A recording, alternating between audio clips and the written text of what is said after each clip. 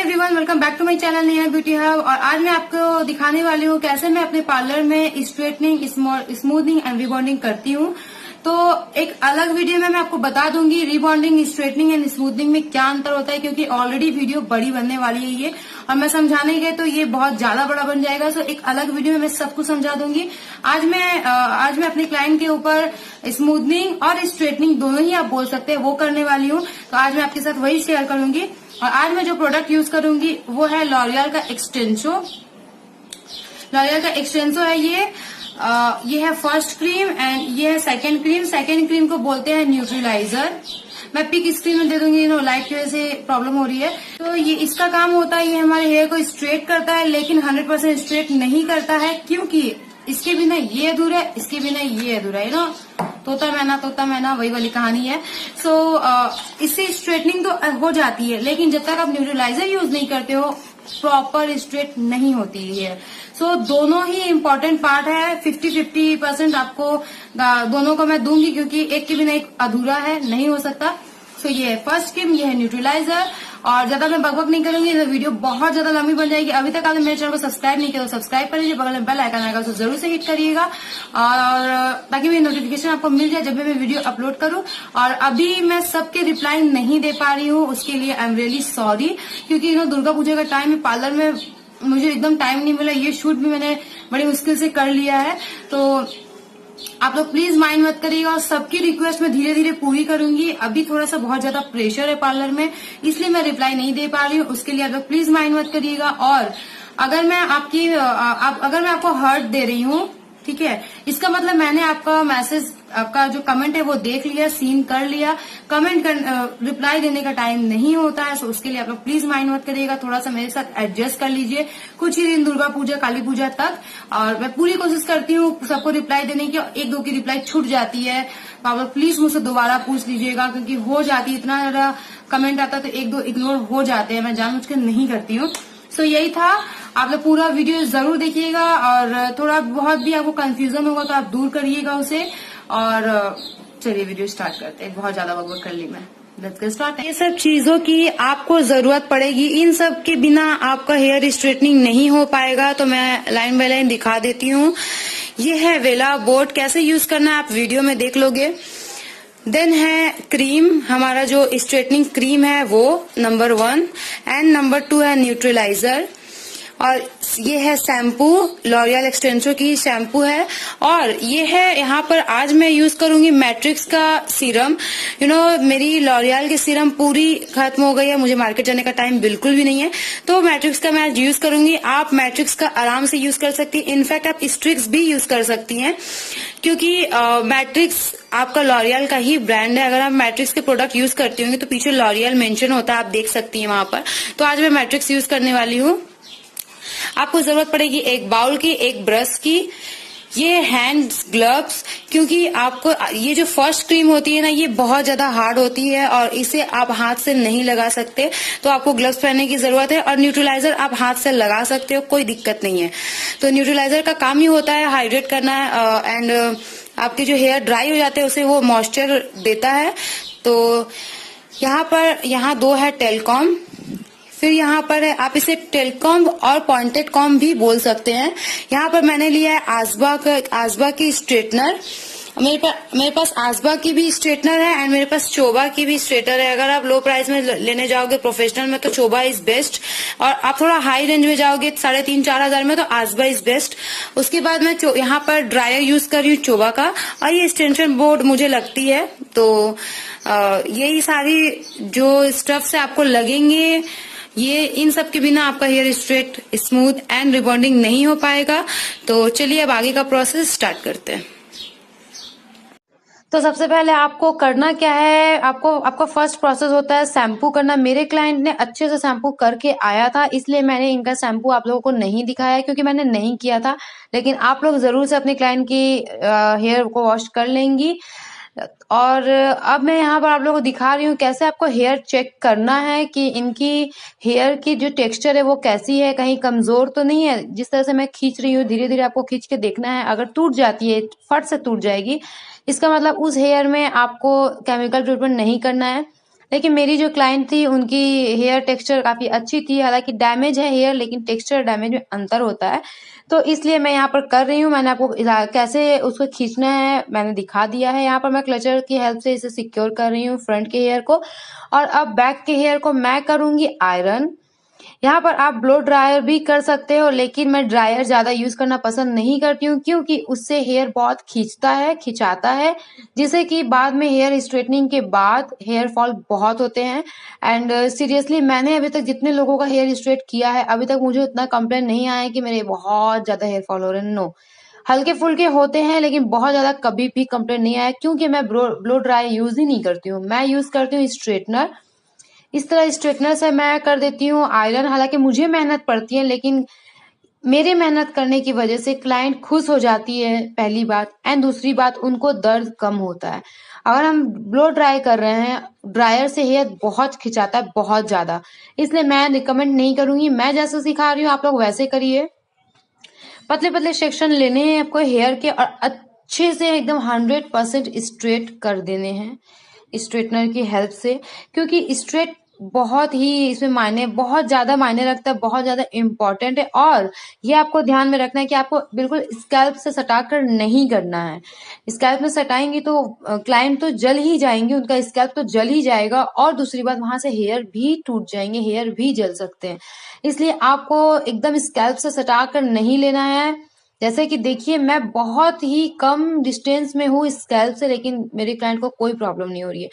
सो ये आप करते करते आपका एक्सपीरियंस हो जाएगा अच्छे से। यहाँ पर मैं इसे कर रही हूँ, और जस्ट थोड़ा सा मैंने वीडियो को फास्ट किया है, ज्यादा नहीं किया है, ताकि आप लोगों को ये ना धाए धाए धाए धाए ना दिखे। तो थोड़ा सा वीडियो को फास्ट किया है, और यहाँ पर फिर से मैं सेक्शन उठा रही हूँ और इस तरह से स्ट्रेट कर रही हूँ। मेरी गर्ल्स थी तो मुझे ज्यादा दिक्कत नहीं हुई। अगर आप अकेले स्ट्रेट करते हो तो अच्छा खासा आपको टाइम लेकर करना पड़ेगा, क्योंकि अकेले हाथ में जल्दी जल्दी नहीं हो पाती है।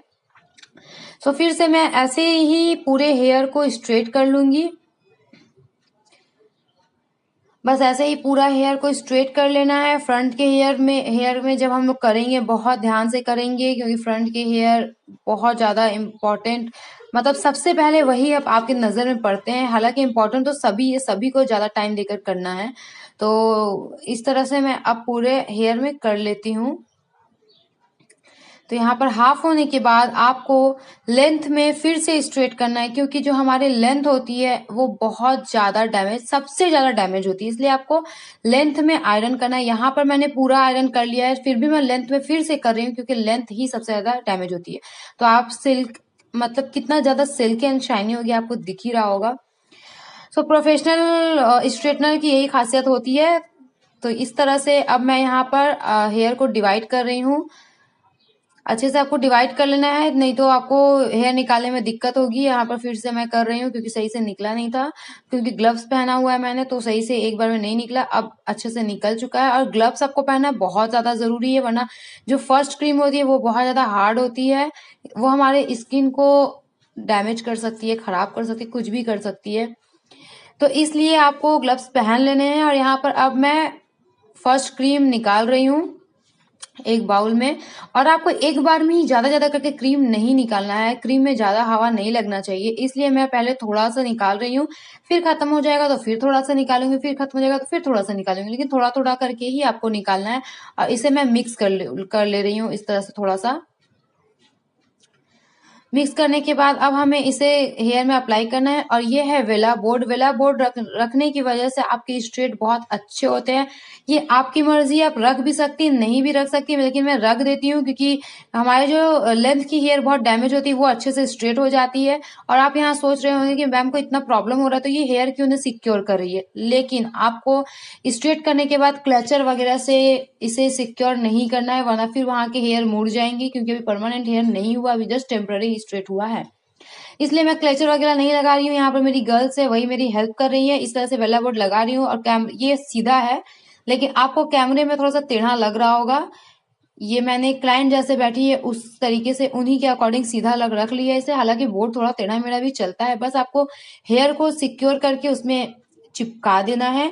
ये एक बार में नहीं चिपकने वाला है, अगर आप 2-3 स्ट्रिप्स कर लेते हो तो ये खुद ब खुद आपके हेयर में चिपक जाएगा। थोड़ा सा ड्राई होने के बाद आपको संग संग नहीं छोड़ देना है। तो इस तरह से चिपका देना है आपको। जितना भी लेंथ है ये नीचे ही चिपकाना है, लेंथ में ही चिपकाना है, ज्यादा ऊपर नहीं चिपकाना है क्योंकि ऊपर के हेयर हो जाएंगे स्ट्रेट। बस पतले पतले सेक्शन लेने हैं आपको और इसी तरह से सेक्शन ले लेकर बहुत ही जेंटली इसे क्रीम को लगाना है। इस क्रीम को जैसा आप देख रहे हैं, और एकदम स्कैल्प से बिल्कुल टच नहीं करना है। स्ट्रिक्टली मैं मना कर रही हूँ ये, क्योंकि आप अगर स्कैल्प में ये टच करते हो इसी की वजह से बहुत ज्यादा हेयर फॉल भी होते हैं। एक ये भी वजह है और एक ब्लो ड्रायर। ये दो वजह से आपके हेयर बहुत ज्यादा फॉल होने लगते हैं, बहुत ज्यादा झड़ने लगते हैं।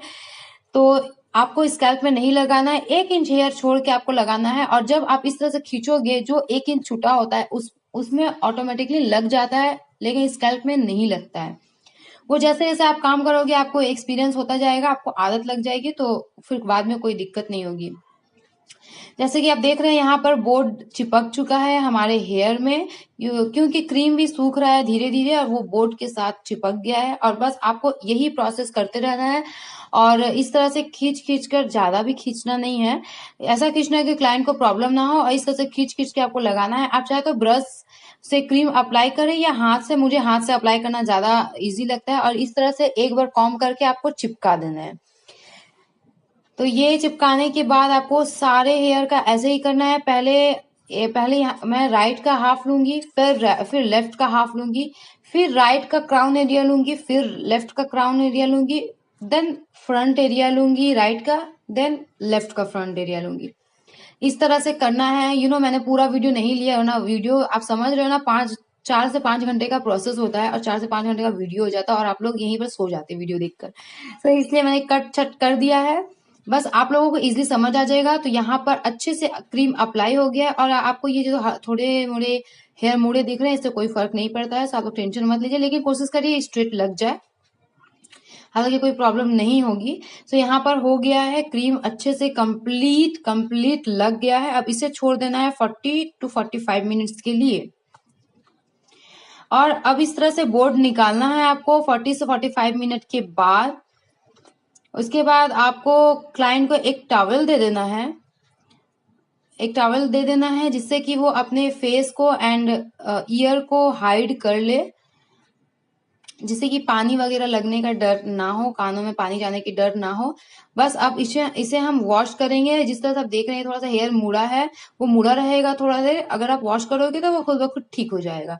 और आपको बहुत जेंटली वॉश करना है, जिस तरह से मैं दिखा रही हूँ, सीधे सीधे ही इस क्रीम को रिमूव करना है। आपको बहुत ज्यादा रब वगैरह नहीं करना है।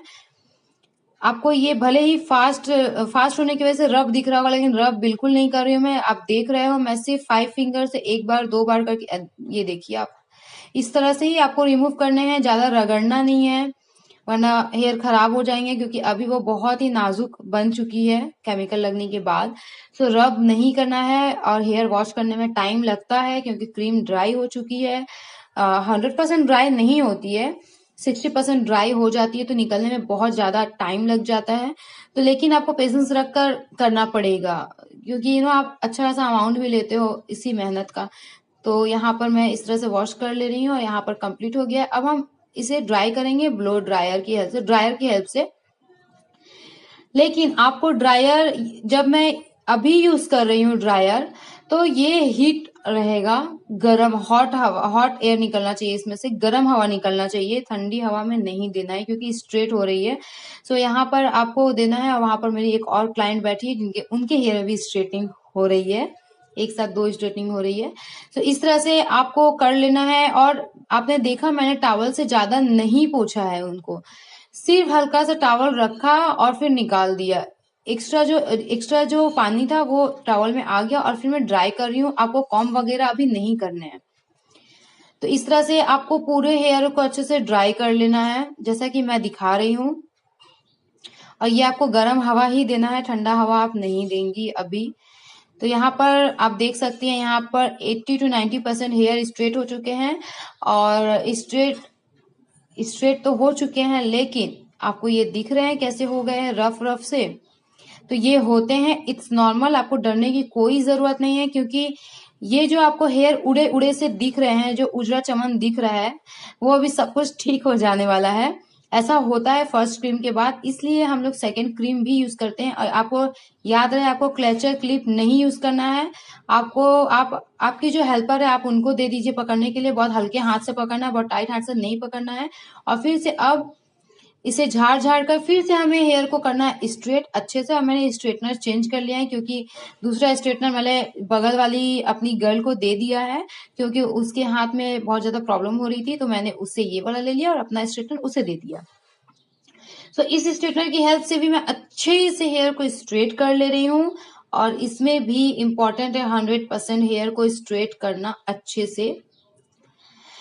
तो अच्छे से स्ट्रेट करने के बाद इस तरह से आपको फिर से आयरनिंग करनी है, पतले पतले सेक्शन लेकर करने हैं। और मैं एक बात बता देती हूँ, इसी में आपको केयर कैसे करना है। इसके बाद आपको पूरा प्रोसेस होने के बाद आपको 3 दिनों तक पानी नहीं यूज करना है। क्लिप, रबर बैंड, क्लेचर, ये सब कुछ भी नहीं यूज करना है। 3 दिन आपको पूरे हेयर को ओपन रखना है और बहुत केयर करना है। कानों के पीछे नहीं उसे ले जाना है, उसमें पानी नहीं लगाना है, उसमें और कुछ क्लेचर क्लिप वगैरह नहीं लगाना है। ये आप लोग याद रखिए। और 3 दिन बाद आपको स्पा लेनी है। और यहाँ पर पूरा स्ट्रेट होने के बाद जो लेंथ है उसमें मैं बहुत ज्यादा ध्यान से स्ट्रेट कर रही हूँ, क्योंकि ऑफकोर्स वो ज्यादा डैमेज होते हैं, तो मैं उसमें बहुत ज्यादा ही ध्यान दे रही हूँ, क्योंकि मैक्सिमम के ये प्रॉब्लम होते हैं। नीचे लेंथ होती है बहुत ड्राई, तो उसे करना पड़ता है अच्छे से स्ट्रेट, जैसा कि मैंने यहाँ पर कर लिया है। और यहाँ पर अच्छे से स्ट्रेट करने के बाद ये है फाइनल, अभी सेकेंड क्रीम बाकी है। मैं फाइनल स्ट्रेटनिंग हो गई, मैं वो दिखा रही हूँ। तो यहाँ पर स्ट्रेटनिंग हो गई है और अब हम अप्लाई करेंगे सेकेंड क्रीम, यानी कि न्यूट्रीलाइजर। उसे अच्छे से शेक कर लेंगे ताकि जितने भी केमिकल्स वगैरह है इसमें अच्छे से मिक्स हो जाए। और यहाँ इसे भी थोड़ा थोड़ा ही लेना है, एक बारी में ज्यादा नहीं लेना है, जैसा कि मैं ले रही हूँ ऐसा आपको लेना है। और फिर से वही आपको 2 पार्ट में हेयर को डिवाइड करना है, पतले पतले सेक्शन लेने हैं और उसे अच्छे से अप्लाई करना है क्रीम को। और प्लीज बाहर की आवाज को इग्नोर कर दीजिए। और डोंट वरी, मैं म्यूजिक नहीं दूंगी और बाहर की आवाज को टोटली इग्नोर करें। तो इस तरह से आप इस क्रीम को हाथ से लगा सकते हैं आराम से, इसमें कोई दिक्कत नहीं होती है। न्यूट्रलाइजर का काम होता है हमारे ड्राई हेयर को अच्छे से हाइड्रेट करना, मॉइस्चर देना। तो ये मेन काम है। और जो उड़ा उड़ा सा आपको हेयर लग रहा था, वो हाइड्रेट होने की वजह से अच्छे से हेयर बैठ जाएगा। एंड में आप रिजल्ट देख ही लोगे। तो आप इसे हाथ से अच्छे से अप्लाई कर सकते हो, लेकिन आपको पतले पतले सेक्शन ही लेने हैं। आप अगर सोचेंगे एक बार में ले, ऐसा नहीं करना है। और खींच खींच कर ही, ज्यादा खींचकर, प्रेशर से नहीं, नॉर्मल खींच खींच कर, जैसे मैं दिखा रही हूँ आपको, इस तरीके से आपको न्यूट्रलाइजर अप्लाई करनी है। और इसमें वेला बोर्ड की कोई जरूरत नहीं है, ये सिर्फ हमारे हेयर को मॉइस्चर करता है। स्ट्रेट तो ऑलरेडी हो चुकी है, लेकिन फिर भी आपको थोड़ा ध्यान देकर ही करना है। तो यहाँ पतले पतले सेक्शन ले रही हूँ और आराम से हाथों से कर रही हूँ, बड़ी जल्दी हो जाता है। और ये आपकी स्कैल्प में अगर सटते भी हैं, अगर क्रीम लग भी जाती है, तो कोई भी प्रॉब्लम नहीं होती है। ये होती है 10% होती है, 90% नहीं होती है। सो इस तरह से अब मैं फ्रंट के हेयर को ले रही हूँ और इसे भी बैक की तरफ ले जाकर न्यूट्रलाइजर अप्लाई कर रही हूँ। और आपको खींचते रहना है, तभी आपके हेयर एक साथ लाइन में आ जाएंगे। तो बस यहाँ पर हो रहा है, अभी फ्रंट के थोड़े से बाकी है। तो इस तरह से आपको पूरे हेयर में अप्लाई कर लेना है। यहाँ पर मैंने पूरा अप्लाई कर लिया और इसे भी 40 to 45 मिनट्स के लिए हम रख देंगे। और उसके बाद हमें करना है वॉश, जो कि हो गए हैं 45 मिनट्स हो गए हैं। और अब हमें करना है वॉश, जेंटली वॉश करना है, जैसे मैंने आपको दिखाया है पहले, इससे भी पहले। और जितना पहले आपको टाइम लगता है हेयर वॉश करने में, उससे दुगना टाइम लगता है अभी इस वक्त, क्योंकि ये बहुत ज्यादा मॉइस्चर होता है इसमें, इसलिए ये बहुत टाइम लगता है रिमूव होने में। लेकिन आपको करना पड़ेगा और मन लगा के अच्छे से काम करिए, कॉन्फिडेंस होके काम करिए, आपको आपके काम में जरूर सफलता मिलेगी। बस आप जो भी काम करिए बहुत मन लगा के, अपना 100% आपको देना है। नेक्स्ट आपको रिजल्ट सही मिल जाएगा ऑटोमेटिकली। सो यहाँ पर इस तरह से मैं हेयर को वॉश कर रही हूँ। आपके अगर राइट हैंड दर्द होंगे तो आप फिर लेफ्ट से भी कर सकती है। यहाँ पर मैंने कर लिया है वॉश। और आपको यहाँ पर जिस तरह से मैं ड्राई कर रही हूँ उसी तरह से आप ड्राई करिए। आप मेरे लुक को प्लीज इग्नोर कर दीजिए। मैं क्या करूँ, इतना काम करो यार, थक जाती हूँ। सो मुझे काम करना लेकिन बहुत पसंद है। सो इस तरह से आपने देखा, मैंने इससे सिर्फ और सिर्फ एक्स्ट्रा जो वाटर थे उसे उसी टॉवल के हेल्प से टॉवल ने ले लिया अपने वाटर को, जितना भी एक्स्ट्रा था। और अब मैं यहाँ पर फिर से ड्रायर से यहाँ पर कर रही हूँ ड्राई। तो इस तरह से आपको बस पूरे हेयर को अच्छे से ड्राई करना है ड्रायर की हेल्प से। इसे 100% ड्राई कर देना है आपको। 100% अगर आप ना करना चाहे तो 90% तो आपको करना ही पड़ेगा। तो यहाँ पर आपको अच्छे से ड्राई कर लेना है, और ये ड्राई करते करते ही आपको फाइनल लुक दिख जाने वाला है इस कितना अच्छे से स्ट्रेट हुआ है। सो होप आप लोग को वीडियो अच्छा लग रहा होगा। अगर अच्छा लगता होगा तो शेयर जरूर करिएगा, और आपने काम किया है, मैं जो सिखाती हूँ आपने ट्राई किया है, मुझे फीडबैक देते रहिएगा। आपके कमेंट्स मुझे बहुत अच्छे लगते हैं। अगर और मैं अभी सबके रिप्लाई नहीं दे पा रही हूँ, मैं यही सब में बिजी हूँ, पार्लर में थोड़ा प्रेशर ज्यादा है तो मैं बिजी रहती हूँ, इसलिए रिप्लाई नहीं दे पाती हूँ, लेकिन मैं सबके मैसेज कमेंट जरूर देख लेती हूँ। सो आप देख रहे हैं यहाँ पर सूख चुका है, हेयर सूख रहा है। अभी भी यहाँ पर 10% 20% बाकी है। बाकी हेयर आप देखिए, आपको मतलब मैं क्या बताऊं, बिफोर आफ्टर पिक वाली पिक आपको मिल जाएगी कैसी थी और हेयर कैसी हो गई है। और हेयर वॉश करते वक्त क्लाइंट की जो ड्रेस है वो गीले हो जाती है। अगर हो जाती है तो वो चेंज कर सकती हैं, आप ध्यान रखिए कि ना गीले हो।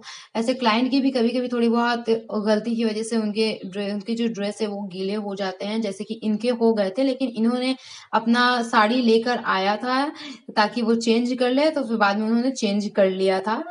तो यहाँ पर ड्राई हो चुका है। अब हमें अप्लाई करना है सीरम। जैसा आप देख रहे हैं मैंने लिया है सीरम, मैंने मैट्रिक्स का सीरम यहाँ पर लिया है और इस तरह से अप्लाई कर रही हूँ।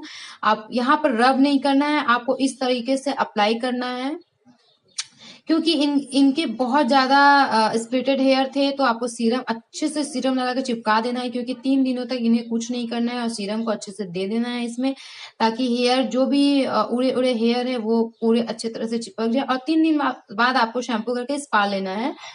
तो इस तरीके से मैं इन्हें सीरम लगा दे रही हूँ। तो आपको यहाँ पर पिक मिल जाएगी, लेकिन इन्होंने साड़ी जब चेंज कर लिया था तब की मैं पिक लगाने वाली हूँ, क्योंकि पिक मैंने उसके बाद ही लिया था। ये है फाइनल लुक। तो यही है फाइनल लुक। होप आप लोगों को वीडियो अच्छा लगा होगा। अच्छा लगा लाइक कमेंट शेयर सब्सक्राइब कर लीजिएगा। तो मिलते हैं नेक्स्ट वीडियो में, तब तक के लिए बाय बाय।